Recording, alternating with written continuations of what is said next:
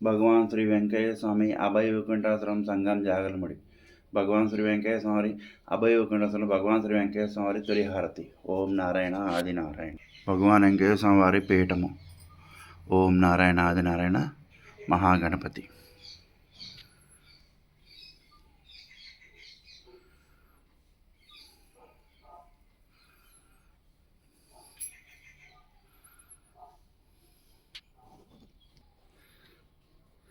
ఓం నారాయణ ఆది నారాయణ.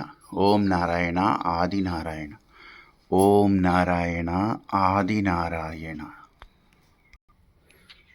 ఓం నారాయణ ఆది నారాయణ. ఓం నారాయణ ఆది నారాయణ. భగవాన్ శ్రీ వెంకయ్య స్వామి అభయ వైకుంఠాశ్రమం సంఘం జాగరముడి. భగవాన్ శ్రీ వెంకయ్య స్వామి వారి లీల వివరించుకుందాం. ఓం నారాయణ ఆది నారాయణ. కల్చెడి గ్రామంలో భగవాన్ శ్రీ వెంకయ్య స్వామి వారు నరసారెడ్డి గారింటికి వచ్చారు. నరసారెడ్డి గారింటికి వచ్చి స్వామివారు వారి ధర్మపత్ని ఈశ్వరమ్మ వంట చేసే స్థలం దగ్గరికి వచ్చారు. వచ్చి స్వామివారు అంటున్నారు, అమ్మ ఇక్కడ రేకు వేయించుకుంటే బాగుండేదా కదమ్మా అన్నారు. ఇక్కడ రేకు వేయించుకుంటే బాగుండలా అన్నారు. అంటే స్వామి నేను ఆర్థికంగా ఆసక్తిరాలము, మేము అది చేయించుకోలేము స్వామి అంటే, అయితే వాళ్ళు చూసుకుంటారులేమ్మా అని స్వామివారు వచ్చేసారు. స్వామివారు వచ్చేసినాక 5 రోజులకి ఈశ్వరమ్మ గారు సజ్జవడలు చేస్తూ ఉంది. సజ్జవడలు చేస్తుంటే బాండీకి చిటికి నీళ్ళంతా రంధ్రం పడి నూనె పొయ్యిలో గారుతుంది. ఈ విషయాన్ని గ్రహించిన ఈశ్వరమ్మ గబగబా ఇంట్లో పరిగెత్తుకుంటూ వెళ్ళి బేసిన్ తెచ్చి బేసిన్లో బాండీలో నూనె అంతా వంచేసుకుంది. అప్పుడు ఆమెకి చిత్రంగా అనిపించింది. నేను ఇంట్లోకి వెళ్ళి తెచ్చుకుని వచ్చే లోపల పొయ్యిలో నూనె బాగా కారుతుంది, ఇది కారి ఒసారా అంటుకుని ఇల్లంతా తగలబడవలసి ఉంది, మరి ఏంటా అని ఆలోచించుకుంటూ ఆశ్చర్యానికి గురైంది.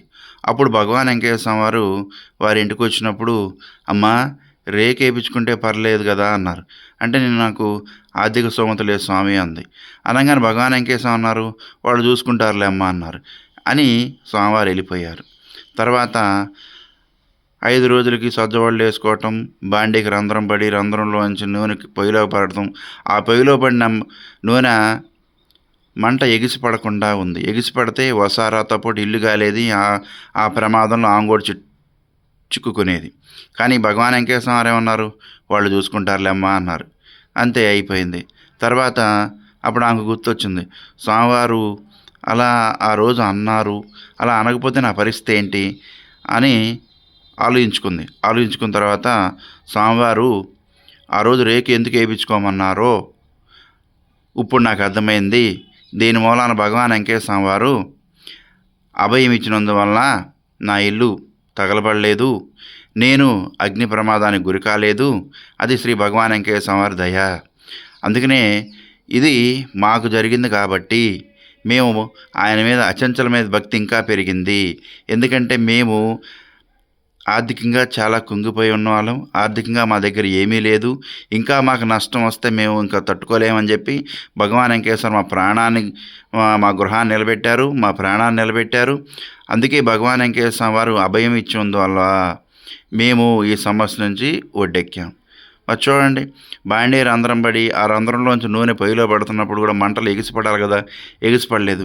ఏమన్నారు స్వామివారు, కావాలనే కల్చెడి గ్రామంలో నరసారెడ్డి గారింటికి వచ్చి మీ ధర్మపత్ని వంట చేసే స్థలం ఏదో చూపించమన్నారు. చూపించిన తర్వాత ఏమన్నారు, ఇక్కడ రేకు వేయించుకోమ్మా అన్నారు. ఆర్థిక స్థితి లేదు స్వామి అంది.